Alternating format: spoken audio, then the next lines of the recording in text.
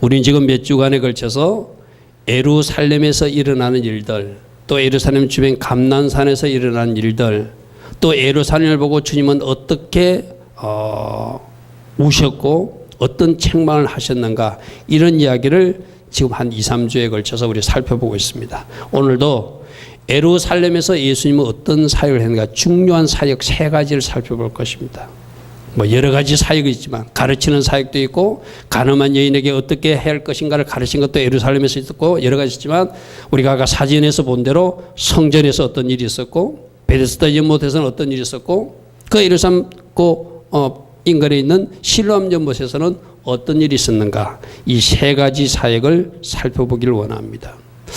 우리가 성경을 읽다 보면 예수님은 가끔씩 한 번씩 예루살렘에 올라가셨다. 여러분 성경을 자세히 읽다 보면 명절 때가 되면 예루살렘에 올라가시는, 절기가 되면 예루살렘에 올라가시는 주님의 모습을 보게 돼요. 우리 앞에서 우리가 예전에 절기 이야기 들을 때 예수님도 절기를 지키셨다 안 지키셨다? 지키셨다. 그래서 명절만 되면, 절기만 되면 예루살렘에 올라가시는데, 올라가셔서 절기만 지키고 이루는 것이 아니라 그곳에 서서 뭔가를 가르치시고, 또 아픈 사람들은 치유하시고, 소경을 눈뜨게 하고, 그런 사역을 하고 내려오셨다는 거예요. 그 사역이 오늘 우리와는 어떤 연관이 있는가, 그것을 살펴보는 시간 되기를 바랍니다. 누가복음 2장에 보면은 예수님이 12살 때 예루살렘에 올라갈 때도 어떤 표현이 있냐면, 그의 부모가 해마다 6월절이 되면 예루살렘으로 올라갔다. 그렇게 예수님 부모도 절기를 지키기 위해서 6월절만 되면은 시골 나사렛에서 살다가 어디로 올라갔다고요? 예루살렘에 올라갔다는 거예요. 근데 12살 될 때 예수님도 따라 올라갔다. 원래 말씀에는, 율법에는 남자들만, 성인 남자들만 3대 절기, 즉 무교절, 유월절 때, 오순절 때, 초막절 때, 이 3대 절기는 꼭 예루살렘에 올라가라 하는 것이 하나님의 법이었어요. 신명기 16장 16절에도 보면 모든 가운데, 너희 가운데 모든 남자는 1년에 3번 곧 무교절과 칠칠절과 초막절에 내 하나님 여호와께서 택하신 곳에서 여호와를 배워라, 이렇게 되어 있거든요. 이게 법이었어요. 말씀이었어요. 그러니까 20살이 넘는 성인 남자들은 반드시 무교절 때, 칠칠절 때, 초막절 때 3번 6월절에 올라가야 됐다. 그런데 요셉, 즉 예수님이 육신의 아버지 요셉도 남자니까 이 율법을 지키기 위해서 올라갈 때 누구도 같이 올라갔다? 자기 어머니도 같이 올라가는데 12살 예수님도 같이 올라갔다. 이런 표현들이 있어요. 그죠? 왜 그때 올라갔나 하면은 13살 되면 해당 회원이 될 수 있는 자격이 있답니다. 그러니까 12살 되면 13살 되기 전에 1년, 2년 전에는 해당에 가면 어떻게 해야 되는지 미리 배우기 위해서 12살이나 11살 때 되면은 그렇게 올라가서 이제 무엇을 해야 되는지 배우기 위해서 예수님이 올라가셨다는 거예요. 그렇게 예수님이 올라가시는 곳이 어디다? 예루살렘이다. 왜 올라갔죠? 말씀대로 순종하기 위해서. 아멘. 남자들 모든 사람들은 6월절 되면 올라가야 되니까. 자, 오늘 본문도 5장 1절에 보니까 그 후에 유대인 명절이 되어서 예수께서 예루살렘에 올라가셨다, 이렇게 됐어요. 그죠? 이게 6월절인지 7절인지 초막절인지는 밝혀지지 않고 있지만, 어떤 명절인지는 모르지만 학자들은 이때가 아마 7.7절이었을 것이다. 초막절이었을 것이다. 그렇게 추측을 많이 해요. 나중에 빛 이야기가 나오거든요. 빛으로 오신 예수님은 초막절 절기 때 이렇게 등을 만들어서 비추신. 그래서 이때가 언제인지는 나타나지만 역시 절기가 되니까 예수님도 오늘 요한복음 5장 1절에서 예루살렘에 올라가시는데, 오늘 본문에 보니까 예루살렘에 있는 양문 곁에, 양문은 무슨 문인가 하면은 예루살렘 성전에 양을 드리기 위해서 양을 통과시키는 문이에요. 제사용 문. 여러분 보십시오. 양문으로 뭐가 들어가지요? 양이 들어가죠. 그죠? 영적으로는 이 양문으로 어린 양 예수가 들어가셔서 희생하여 주심으로, 할렐루야, 아멘. 성전에서 제사를 드려주심으로 우리 죄 문제가 해결되었고 우리 저주가 끊어졌고 아멘. 그것이 바로 양문을 통과하신 예수. 그 바로 양문 옆에 뭐가 있다고요? 베데스다 연못이 있더라. 할렐루야, 아멘. 그러므로 첫 번째 되지, 우리 주님은 치유와 회복을 주시는 예수님이시다. 할렐루야, 아멘.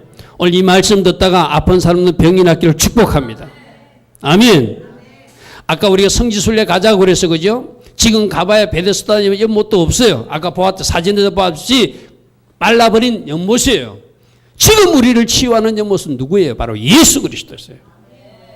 예수 연못에 빠지면 치유가 일어난다. 아멘. 아멘. 아까 우리가 보았던 실로암 연못도 지금은 뭐 물은 있지만 실로암 연못도 예수 그리스도시고 이 베스터즈마도 바로 예수 그리스도가 우리가 치유되는 물이에요. 아멘. 할렐루야, 아멘. 그러면 여러분들이 이 말씀 듣다가 주님, 저도 낫기를 원합니다. 내 질병이 치유되기를 원합니다. 나에게 이런 나쁜 고질병이 있는데 오늘 예수님으로 떠나가게 되기를 원합니다. 여러분이 소망할 때 치유가 일어날 줄 믿습니다. 아멘. 베데스다 연못이 있는데 거기 행각 다섯, 이 행각은 뭐냐면 우리나라 정자 같은 것이에요. 이 정자 같은 데 지붕 있는 그 정자 같은 데서 많은 사람들, 아픈 사람 모여 있다가 어떻게 천사가 나타나면 베데스다 연못이 이렇게 움직였대요. 그때 빨리 들어가는 사람이 낫는 그런 일들이 있었다는 거예요. 여러분 한번 생각해 보십시오. 오늘 이 주인공 병 나은 사람은 38년 된 병자래요. 38년 동안 아프지 않았던, 이게 어떤 병인지는 모르지만 많은 학자들이 중풍병자였을 거다. 왜? 자기 이거 보니까 다른 사람들이 빨리 들어가고 나는 들어가지 못해서 낫지 못했다고, 38년 동안 나는 힘든 이런 어려움 속에 있다고 고백하는 거 보면은 거동이 불편했던 사람 같아. 그죠? 여러분 잘 보십시오. 이 베데스다 연못이 베데스다, 은혜의 집이라는 뜻이거든요. 은혜의 집에 와서 치유받기를 원하고 소망하고 나왔어. 그런데 이분은 중병이라 거동이 불편해. 38년 된 중풍병자라고 우리 가정합시다. 움직이지 못해. 누군가 넣어줘야지 들어갈 수 있어. 그런데 물이 막 동하자마자 예를 들면 무좀 걸린 사람이 먼저 들어가면 그 사람이 먼저 나와버리는 거예요. 손가락 조금 다친 사람이 들어가면 그 손이 나와버리는 거예요. 먼저 들어가는 사람이 낫고, 그럼 이 사람은 정작 병이 나야 될 사람은 낫지 못하고 거기서 오히려 좌절하고 거기서 오히려 상처받고 거기서 오히려 나는 날 수 없다고 낙담하는 현장이 베데스다의 집이 되어버렸어요. 오늘 잘 들으십시오.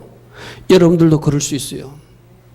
내가 지금 치유를 받아야 되는데, 내가 내 문제를 해결받아야 되는데, 내가 이 일을 해결받고 뭔가 이렇게 돌파가 일어나야 되는데 나에게 그 은혜가 일어나지 않아서 낙담하고 좌절하고 상처받고 있을 때 우리 주님이 나타나서 말씀하십니다. 그 연못에 들어가는 것이 아니라 나 예수께 오면 너도 나을 수 있다. 아멘. 아멘. 베데스다 연못은 바로 나다. 이렇게 선포하시는 거예요. 할렐루야, 아멘. 오늘 그 베데스다 연못에 들어가서 여러분들이 고질병이 떠나가기를 축복합니다. 여러분의 아픈 그 영역들이 치유되기를 바랍니다. 아멘. 이 베데스다 연못은 자비의 집이었지만, 은혜의 집이었지만 어떤 때는 좌절하는 현장이었고 상처받는 현장이었고 낙담하는 현장이었고, 오히려 나는 왜 되지 않는가 낙담하고 집에 돌아가는 그런 현장이었어요. 오늘 우리 주님 말씀하십니다. 그는 모든 수고하고 무거운 짐진 자들아 다 나에게 오라. 내가 너희를 치유하리라. 내가 너희를 고쳐주리라. 나 예수가 베데스다 연못이다 말씀하시는. 할렐루야, 아멘. 아멘. 이 38년 된 병자는 얼마나 많이 좌절 속에 있을까요? 자기가 진짜 치유돼야 되고 자기가 진짜 고침받아야 되는데, 예를 들어서 무좀 걸린 사람이 먼저 나와버리고 손가락 조금 절린 사람이 먼저 나와버리고 동작반은 젊은 아이들이 먼저 들어가 버리고 자기는 들어갈 수 없는 그 현장에서 좌절하고 있을 때 우리 주님이 나타나 주셨다는 거예요. 요한복음 5장 5절 보겠습니다. 거기 38세 되는 병자가 있는데 예수께서 그 누운 것을 보시고 병이 벌써 오랜 줄 아시고 이르시되 네가 낫고자 하느냐. 아멘. 오늘 이 말씀을 잘 들으십시오. 여러분들이 낫고자 할 때, 주님은 하실 수 있습니다고 믿음으로 반응할 때 병이 떠나갈 줄 믿습니다. 아멘. 아멘. 병자가 대답하되 주여 물이 움직일 때 나를 못에 넣어주는 사람이 없어 내가 가는 동안에 다른 사람이 먼저 내려갑니다. 예수께서 이르시되 일어나 내 자리를 들고 걸어가라 하시니 그 사람이 곧 나서 자리를 들고 걸어가더라. 할렐루야 아멘. 할렐루야 아멘. 오늘 주님의 이 음성을 들을 수 있는 여러분 되길 축복합니다. 김전혜 강사 어제 간증문 보니까 목이 아프대. 그 목 디스크도 날치어다. 할렐루야 아멘. 치유가 일어날지어다. 우리 김경희 집사님도 온전히 될지어다. 우리 어르신들도 온전히 될지어다. 우리 홍홍선 집사님도 온전히 될지어다. 오늘 이 질병이 떠나가는 역사가 바로 주의 이름으로 일어날지어다. 아멘. 예루살렘 성에서 주님이 말씀하셨어요. 나는 너를 치유하고 나는 너를 회복시키는 나 예수니다. 아멘. 예수 그리스도를 만나시고 예수 연못에 풍덩 빠져서 치유와 돌파가 일어나는 여러분 되기를 축복합니다. 여러분 예루살렘이 뭐라고 그랬죠? 바로 예루살렘 우리 신명이라고 그랬어. 그죠? 예루살렘에 뭐가 있더라? 베데스다 연못이 있더라.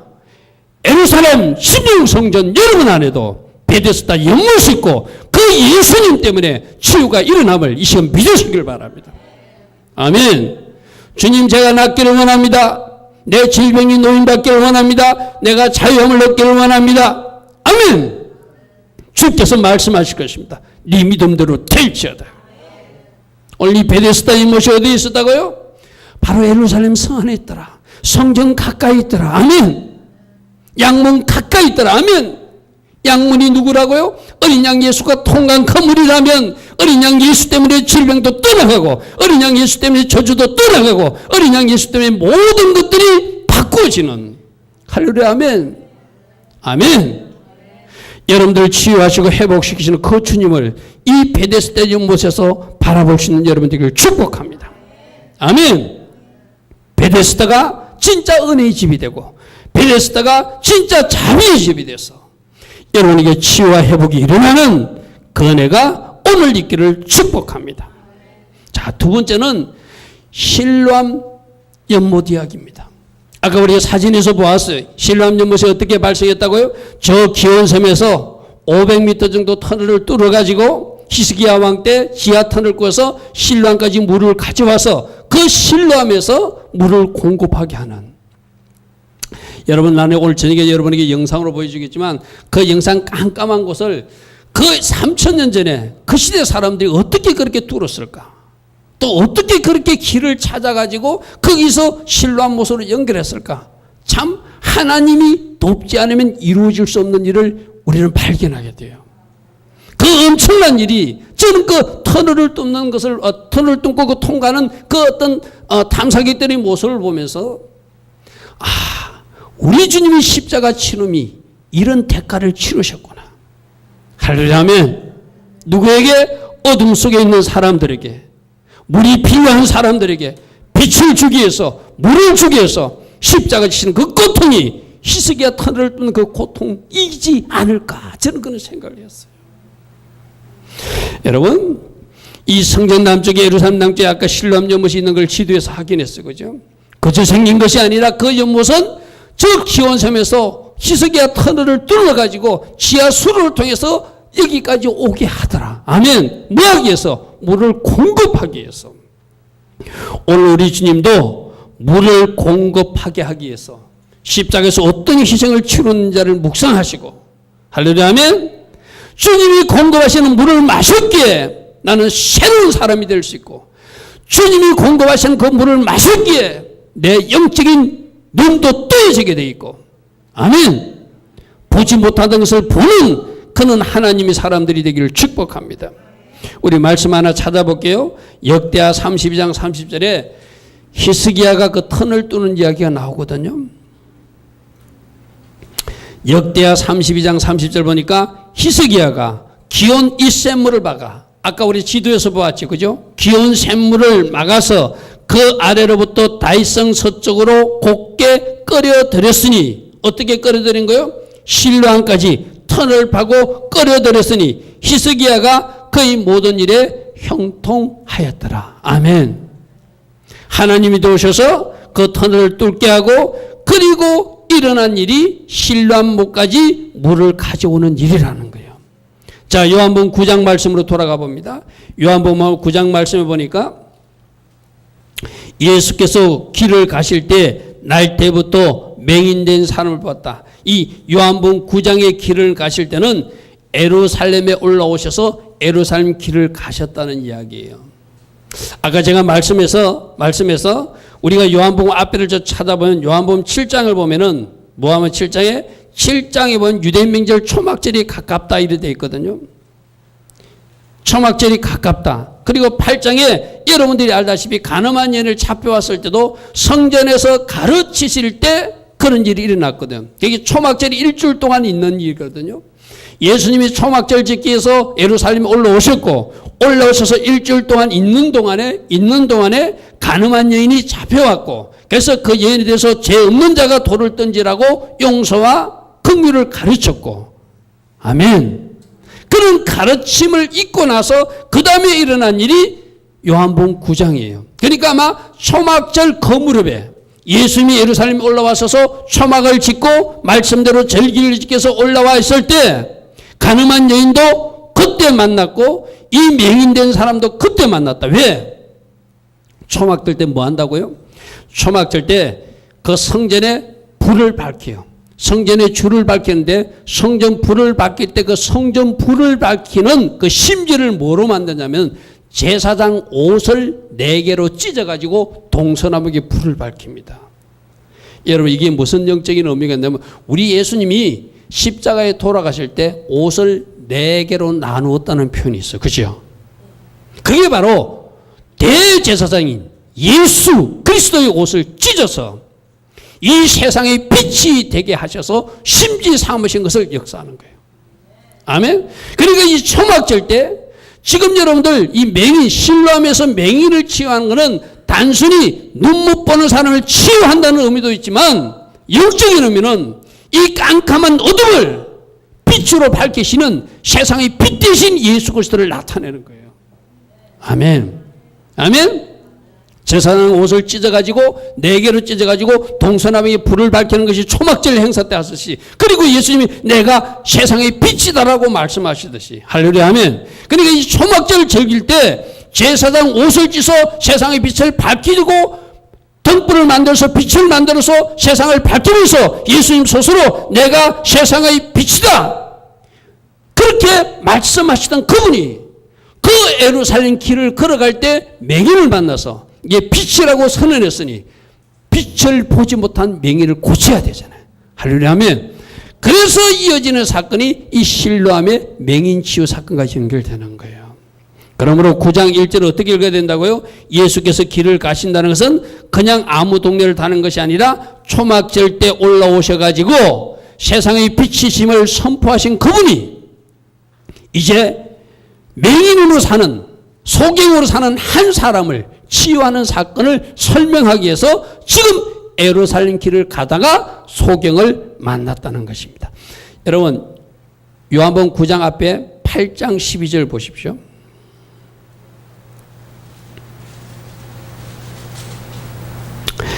여러분 8장 1절부터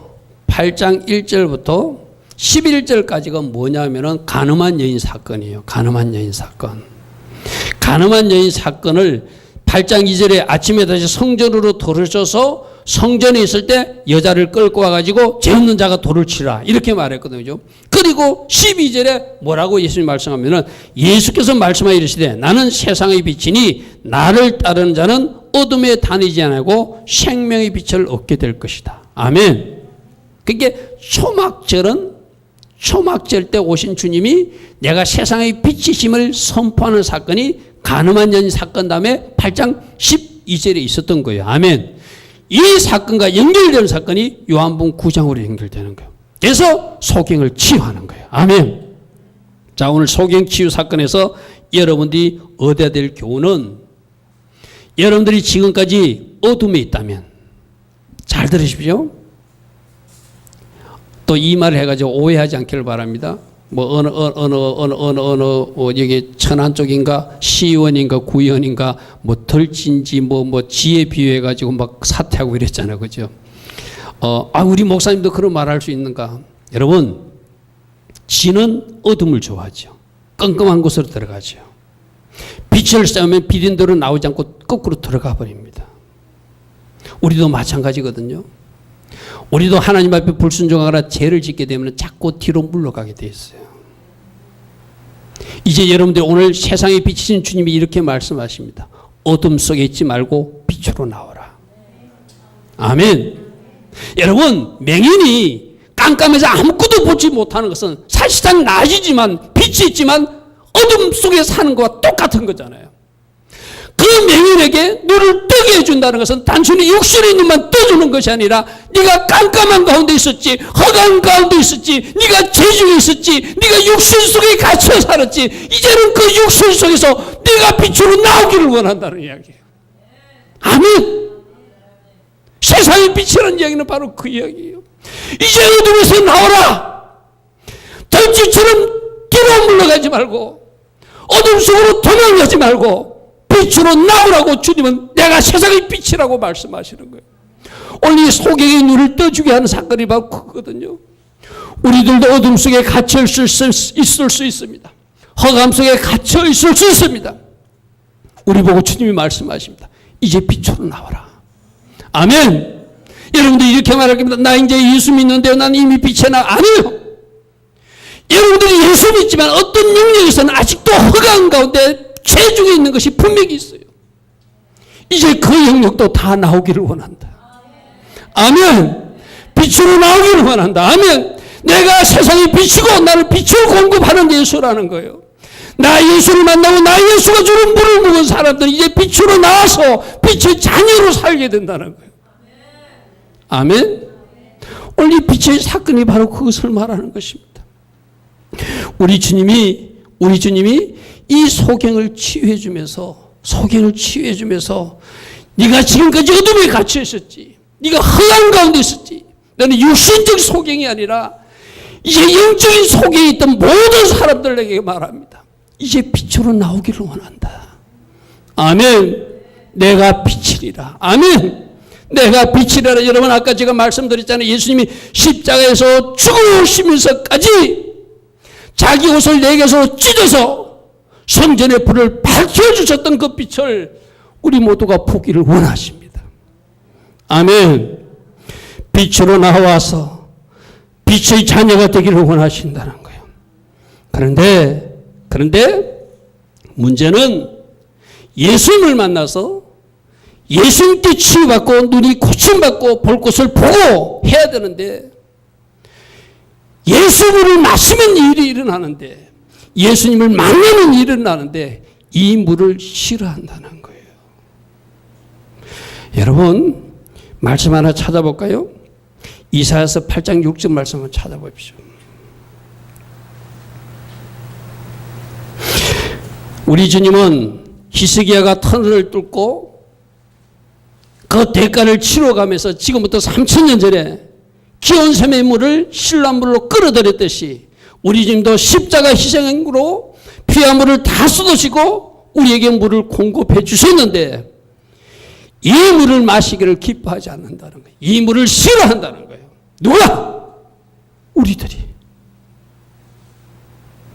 이사야서 8장 6절 한번 보십시오.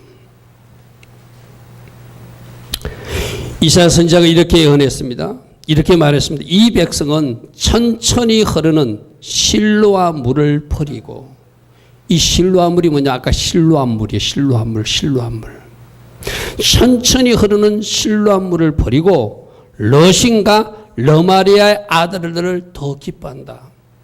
영적으로 비하면 천천히 흘러서 우리 눈을 뜨게 하고 우리에게 새 생명을 주게 하고 우리를 어둠에서 탈출시키는 예수 그리스도가 주는 그 물을 우리가 싫어하고, 러시는 아람 왕이거든요. 러마리아는 북이스라엘 왕이거든요. 영적으로는 우리 주님이 주는 물보다 세상 물을 더 좋아한다는 거예요.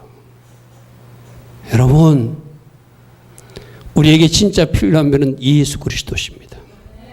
아멘. 예수물을 마셔야 삽니다. 아멘. 예수물이 우리에게 새 생명을 주십니다. 아멘. 예수물이 우리를 치유하십니다. 아멘.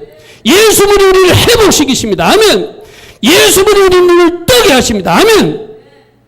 여러분, 내일 모레가 강복절이잖아요. 강복이 뭐죠? 빛을 찾는 거잖아요. 나라와 민족도 빛을 찾아야 되지만 우리도 빛을 회복해야 되잖아요. 빛의 자녀가 되어야 되잖아요. 예수물 마셔야 되잖아요. 신라물 좋아해야 되잖아요. 레신물 좋아하면 안 되잖아요. 다른 물 좋아하면 안 되잖아요. 그런데 이 백성이 천천히 흐르는 신라물은 버리고 러신과 러마리의 아들들을 더 좋아한대요. 오늘 이 자리에 나온 우리 모두는 이런 사람 한 사람도 없기를 축복합니다. 나는 예수가 더 좋습니다. 예수를 원합니다. 예수를 마시기를 원합니다. 나는 예수로 칼급합니다. 나는 예수로 채워지기를 원합니다. 또 마시고 또 마시고 또 마시기를 원합니다. 예수님, 저에게 부어주소서. 아멘. 예수님, 저에게 채워주소서. 아멘. 내가 주는 물을 마시는 자는 영원히 목마르지 아니하느니 내가 주는 물은 그 속에서 영생하도록 솟아나는 샘물이 될 것이다. 할렐루야. 아멘. 아멘. 실로암 사건을 통해서 나는 빛을 공급하는 예수다. 나는 물을 공급하는 예수다. 내가 바로 실로암 물이다. 내 물을 먹고 영생을 누리기를 원한다. 내 물을 먹고 치유가 일어나기를 원한다. 내 물을 먹고 볼 것을 볼 줄 아는 사람 되기를 원한다. 할렐루야. 아멘. 아멘. 예루살렘 성에 실로암이 있었어요. 여러분 심령에도 실로암 물이 있기를 축복합니다. 공급되기를 축복합니다. 공급되는 거 거부하지 않기를 바랍니다.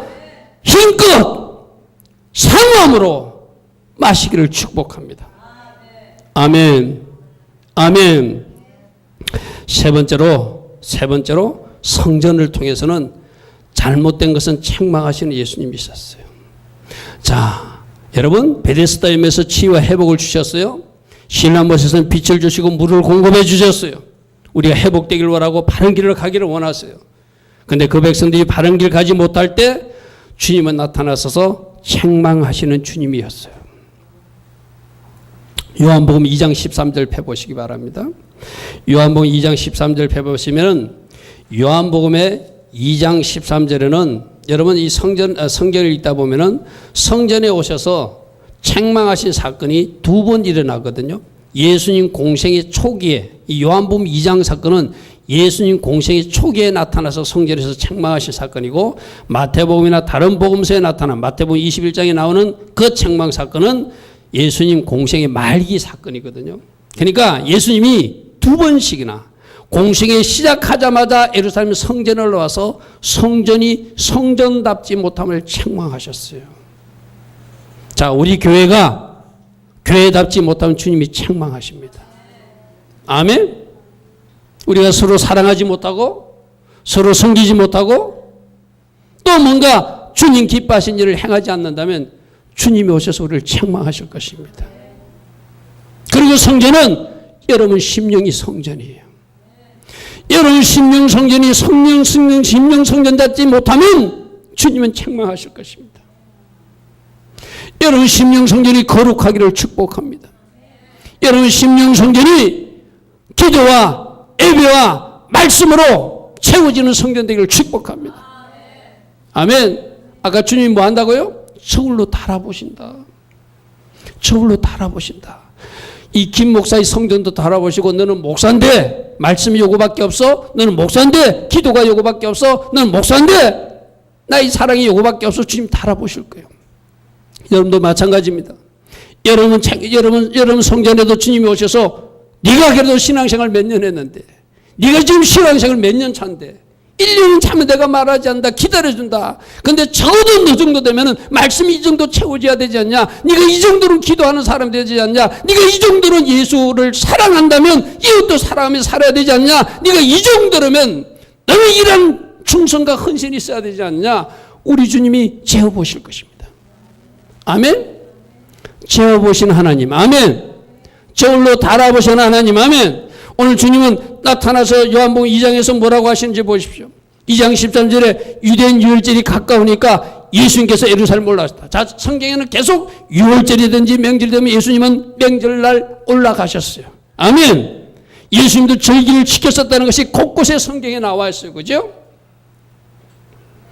그런데 성전 안에서 뭐 했는가 하면 소와 양과 비둘기 파는 사람들과 돈 바꾸는 사람들이 앉아 있는 것을 보시고 노끈으로 채찍을 만드사 양이나 소를 다 성전에서 내어쫓으시고 돈 바꾸는 사람들이 돈을 엎으시고 상을 엎으시고 비둘기 파는 사람들이 이르시되 이것을 여기서 가져가라. 내 아버지 집으로 장사하는 집을 만들지 말라 하시더라.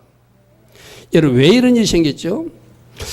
이 당시에 소나 양이나 비둘기를 팔 수밖에 없었던 상황은 상황이에요. 왜 그런가 하면은 우리나라로 치면 서울에 성전이 있거든요. 그럼 저 부산 사람들도 양 한 마리 끌고 지금처럼 KTX 타고 오는 것이 아니라 낙이 타고 걸어서 서울까지 와야 돼.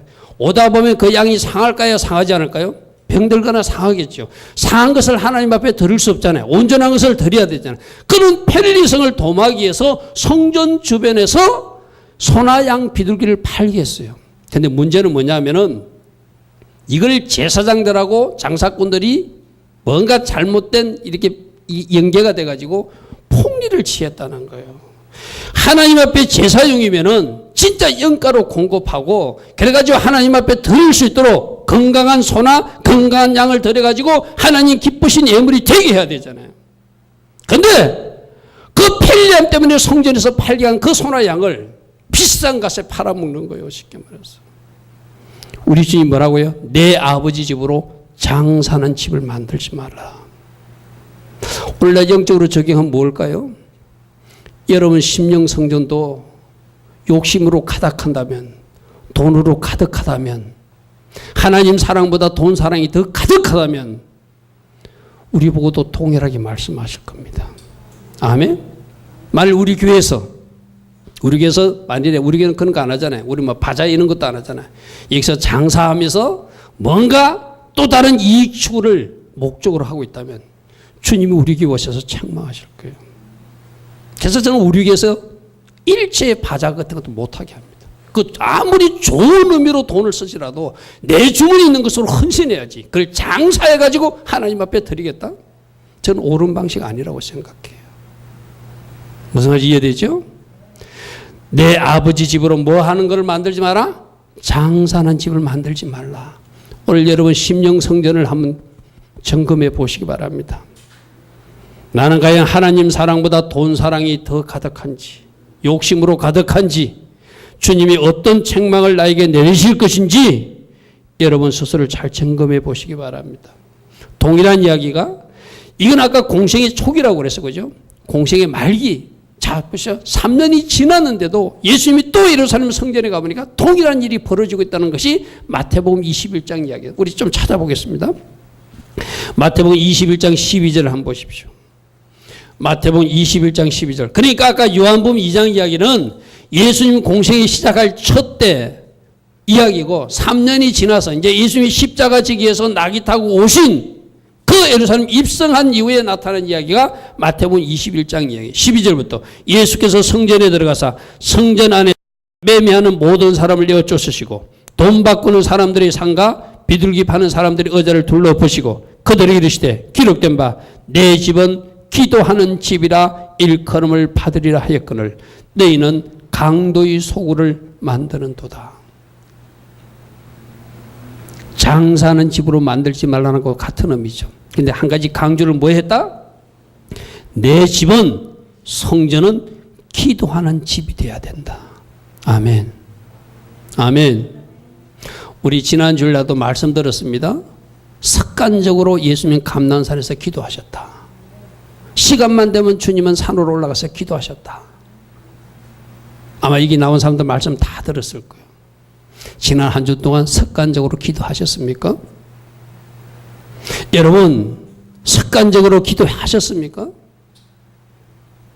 말씀을 들었으면 들은 사람으로 살아야 돼요. 듣기만 하고 스스로 속이는 자가 되지 말라. 아멘. 아멘. 내가 우리 교회에 제일 안타까운 것은 기도에 대한 말씀을 딱 선포하면은 그 다음 주 월요일부터 기도 안 나와요. 이상해요. 안 나와요. 여러분 그래도 기도에 대한 말씀을 들었으면 며칠이라도 순종하는 모습을 보여줘야 되는 거 아닙니까? 저는 그렇게 생각해요. 그죠? 예배에 대한 말씀을 들었으면 그 다음부터는 예배에 대해서 좀 달라진 모습을 보여줘야 되는 거, 그게 순종이라고 생각하지 않습니까? 우리가 특히 요즘에 순종이라는 책을 읽고 있는데 그 순종책 발표만 하는 것은 의미 없습니다. 말씀이 떨어지면 그 말씀을 하나님 말씀으로 받았다면은 그 말씀대로 순종하는 거예요.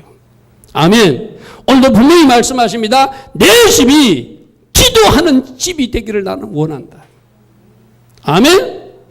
여러분 심령 성전도 늘 기도가 살아있는, 말씀이 살아있는, 찬양이 살아있는, 감사가 살아있는, 아멘. 그런 성전 되기를 축복합니다. 아멘. 오늘 말씀을 하면은 성전은 성전다워야 되고, 목사는 목사다워야 되고, 권사는 권사다워야 되고, 집사는 집사다워야 되고, 성도는 성도다워야 된다고 말씀하시는 거예요. 아멘. 책망받는 사람 없기를 축복합니다. 아멘. 물론 사람이니까 어찌 완벽할 수 있겠어요. 우리 주님도 알아요.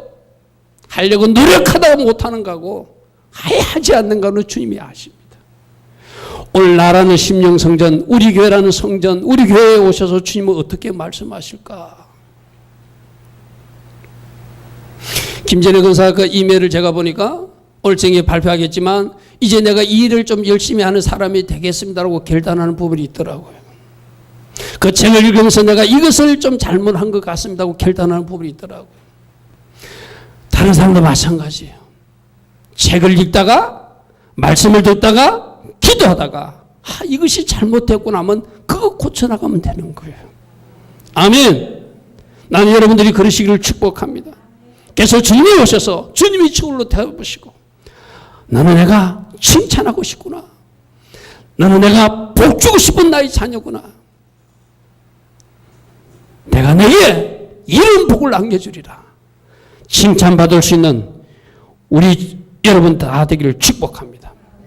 그래서 우리 한 말씀 꼭 살펴볼 말씀이 있어요. 역대하 7장 14절 말씀 마지막으로 살펴보겠습니다. 우리가 성전이 성됨답기 위해서 내가 하나님의 자녀답기 위해서 이 말씀을 꼭 묵상하고 오늘 이 말씀을 마쳤으면 좋겠어요. 역대하 7장 14절 말씀 보십시오. 그러므로 내 이름으로 일컫는 내 백성은 그들의 악한 길에서 떠나 스스로 낮추고 기도하여 내 얼굴을 찾으면 내가 하늘에서 듣고 그들의 죄를 사하고 그들의 땅을 고쳐주리라. 아멘. 아멘. 아멘. 우리가 잘못한 것에서는 떠나고 주님 앞에 겸손히 내 자신을 낮추고 기도하되 특별히 주님 찾는 기도하면서 하나님 앞에 구하면 하나님이 우리 잘못은 용서해 주시고 하나님께서 우리를 치유하시고 고치시고 회복시켜서 하나님 기뻐하시는 용도로 사용하시겠다는 거예요. 그게 우리 교회의 모습이 되고 여러분 가정의 모습이 되고 여러분 한 사람 한 사람 모습 되기를 축복합니다. 오늘 예루살렘에서 주님은 세 가지 일을 큰 일을 하셨어요. 베데스다 연못에서는 치유와 회복을 주시는 주님으로 나타나셨어요. 그런데 베데스다는 바로 나 예수라고 선포하셨어요.